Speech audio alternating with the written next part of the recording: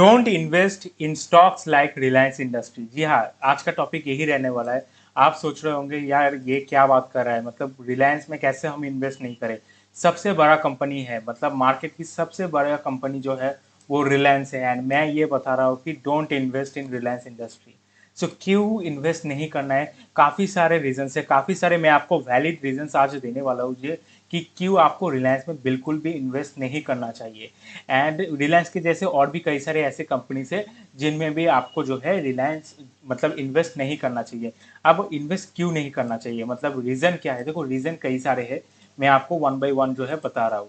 देखो पहली बात तो है कि रिलायंस में जब भी आप इन्वेस्ट करते हो तो देखो रिलायंस में काफ़ी एक कंपनी के अंदर ना, एक कंपनी के अंदर काफ़ी सारे कंपनीज जो है वो आती है। मतलब एक हो जाता है रिलायंस रिटेल, एक हो जाता है टेलीकॉम, एक हो जाता है पेट्रोकेमिकल, ठीक है, पेट्रोल का, एंड एक हो जाता है जियो, ठीक है। तो और भी कई सारे जो है वो बिजनेसेस आते हैं, जैसे रिलायंस का पावर भी बिजनेस का आता है। सो और भी कई सारे बिजनेस आते हैं। तो क्या होता है कि जब भी आप रिलायंस में इन्वेस्ट करते हो, ये सोचकर फॉर एन एग्जांपल आपको इन्वेस्ट करना है कि टेलीकॉम में मेरे को लगता है कि जियो आगे बढ़ने वाला है, मेरे को जो है टेलीकॉम में जो है विश्वास है। तो मैं क्या करूंगा कि टेलीकॉम में इन्वेस्ट करने के बारे में सोचूंगा। तो सबसे बड़ा टेलीकॉम प्लेयर कौन है? जियो है, रिलायंस है। तो मैं क्या करूंगा कि रिलायंस में इन्वेस्ट करूंगा। बट जैसे आप रिलायंस में इन्वेस्ट करते हो, रिलायंस में सिर्फ जियो नहीं है।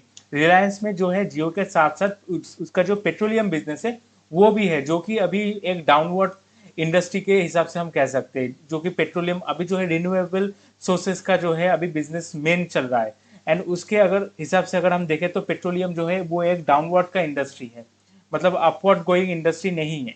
तो जब आप जियो में इन्वेस्ट करते हो तो आप साइमल्टेनियसली सिर्फ जियो में नहीं, आप रिलायंस के जो पेट्रोकेमिकल होता है, देन रिलायंस के जो रिटेल होता है उसमें भी जो है आप बाय डिफॉल्ट जो है वो इन्वेस्टमेंट कर देते हो।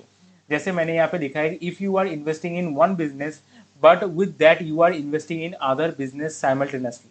इसका मतलब होता है कि आप एक बिजनेस में इन्वेस्ट करना चाहते हो, बट क्या होता है कि रिलायंस का जो स्टॉक है वो स्प्लिट नहीं है। मतलब एक ही स्टॉक के अंदर जो है अलग अलग कंपनीज जो है आपको देखने को मिल जाता है, जिस वजह से क्या होता है कि फॉर एन एग्जाम्पल अगर आप इसमें इन्वेस्ट करना चाहते हो तो बाय डिफॉल्ट जो है आपको ये भी लेना पड़ता है, ये भी लेना पड़ता है, ये भी लेना पड़ता है। मतलब सीधी बात है कि आप फॉर एन एग्जाम्पल रिलायंस के रिटेल बिजनेस में अगर आप इन्वेस्ट करना चाहते हो तो आपको जो है वो रिलायंस के अदर्स जो बिजनेस है उसमें भी जो है आप बाय डिफॉल्ट इन्वेस्ट कर देते हो, क्योंकि रिलायंस का सिर्फ एक ही स्टॉक है।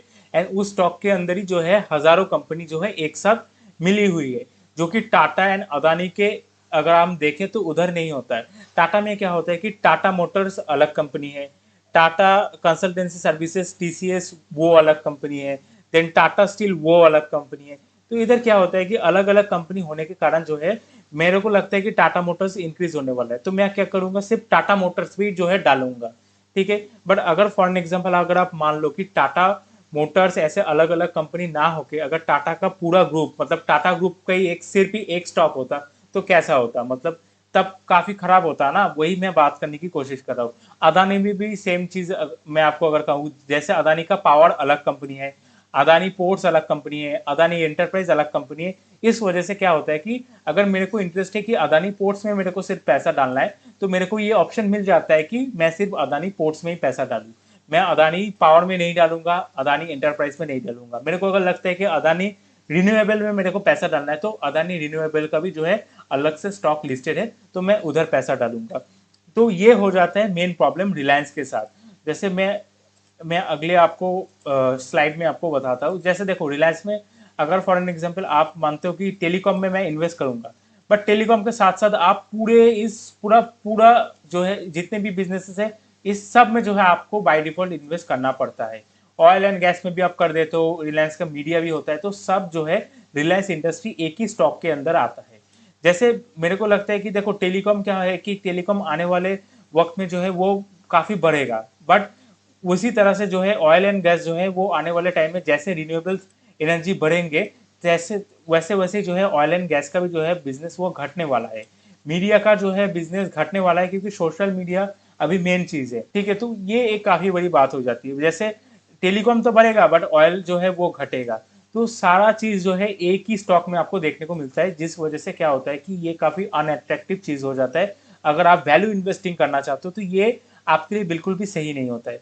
जैसे रिटेल में अगर हम बात करें, इधर मैं दिखाता हूँ आपको, जैसे आप देखो कि कितने सारे कंपनीज है, ऑयल भी है, रिटेल भी है, मीडिया भी है, डिजिटल सर्विसेज, सब कुछ एक ही जगह में जो है वो आपको देखने को मिल जाता है, जिस वजह से क्या होता है कि वैल्यू अनलॉकिंग नहीं हो पाता है। जैसे एक कंपनी का जो है एक एक वैल्यू होता है, जैसे मैं अगर टाटा की बात करूँ तो टाटा मोटर्स की एक अलग वैल्यू होती है, टाटा स्टील की एक अलग वैल्यू होती है, देन टीसीएस की एक अलग वैल्यू होती है, क्योंकि तीनों कंपनी जो है वो अलग अलग सेक्टर की कंपनी है। अलग अलग सेक्टर की कंपनी होने के कारण ग्रोथ भी जो है इसमें अलग अलग देखने को मिल जाता है।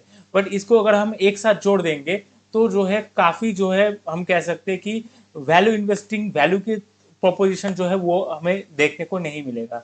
जैसे अगर हम बताएं कि जैसे देखो रिलायंस रिटेल में अगर आप देखो कि रिलायंस रिटेल के अंदर भी काफ़ी सारे कंपनी है। एक है रिलायंस फ्रेश, जो कि मतलब नॉर्मली जो आप देखते हो जैसे मोर हो गया, देन बिग बाजार हो गया, उसके साथ कंपटीशन करता है Reliance smart, then Reliance market, Reliance digital, electronics का जो ट्रेडिंग होता है वो करती है, रिलायंस रेस्क्यू इलेक्ट्रॉनिक्स में अगर कोई भी सर्विसेज होती है वो देती है।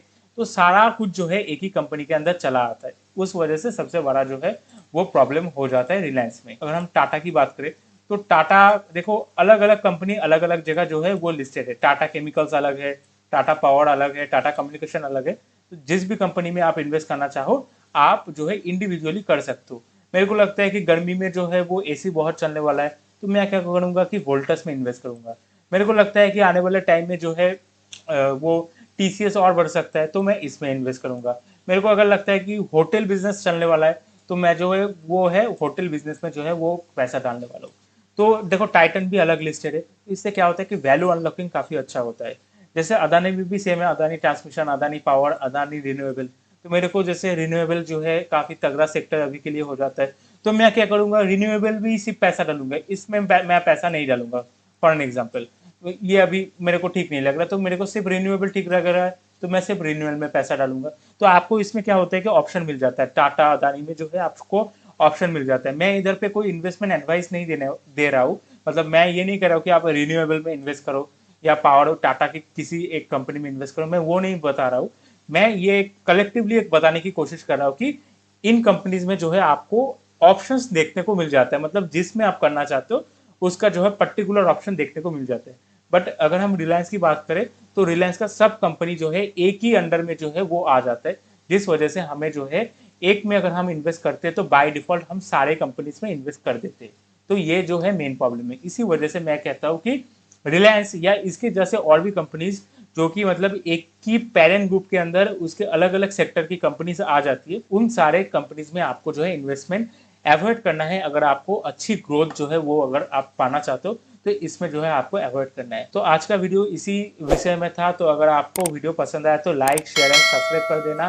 ठीक है, मिलते हैं अगले वीडियो में, आज के लिए इतना है।